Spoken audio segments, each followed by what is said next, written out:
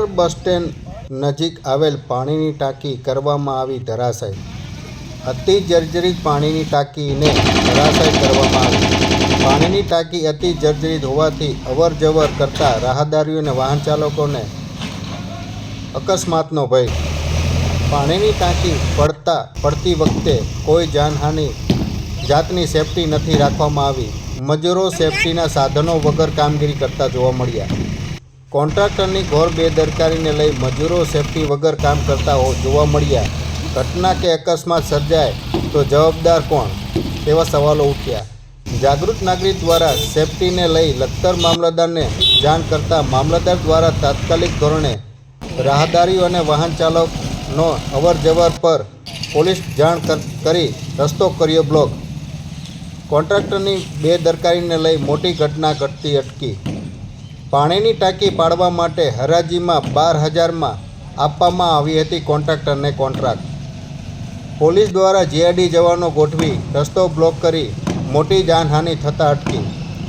લખતર તાલુકામાં આવેલ bus stand નજીક આવેલ અંદાજિત 30 વર્ષ જૂની જર્જરિત પાણીની ટાંકી પાડવા માટે કામગીરી શરૂ કરવામાં આવી હતી, જેમાં 3 કલાક અથાગ મહેનત બાદ પાણીની ટાંકીને ધરાશાય કરવામાં આવી।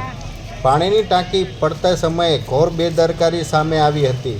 પાણીની ટાંકી પાડતા મજૂરો પાસે કોઈ જાતની સેફટી સાધનો ના હોવાનું સામે આવ્યું હતું, જેમાં કોન્ટ્રાક્ટર દ્વારા કોઈ સેફટી કે તેમજ કોઈ જાતના બેરિકેડ લગાવ્યા વગર કામગીરી શરૂ કરવામાં આવી હતી, જેને લઈ રોડ અતિશય વ્યસ્ત હોય, જેને લઈ કોઈ જાતની પોલીસ બંદોબસ્ત રસ્તો અવર જવર પર ના કરતા હોય। અંતે જાગૃત નાગરિક દ્વારા લખતર મામલતદાર આર પટેલને જાણ કરતા મામલતદાર દ્વારા તાત્કાલિક ધોરણે લખતર પોલીસ પીઆઈ વાયપી પટેલને જાણ કરતા પોલીસ બંદોબસ્ત ગોઠવવામાં આવ્યો હતો, જેમાં લખતર પોલીસ દ્વારા જીઆરડી જવાનોને રસ્તો બ્લોક કરવા માટે મૂકવામાં આવ્યા હતા અને જાગૃત નાગરિક દ્વારા મામલતદારને જાણ કરતા રસ્તો ઉપર બંદોબસ્ત ના મૂક્યો હોત તો પાણીની ટાંકી પડતી સમયે મોટી ઘટના સર્જાઈ હોત। પાણીની ટાંકી પાડતા સમયે સાંજના 5નો સમય થયો હોય અને સ્કૂલના વિદ્યાર્થીઓને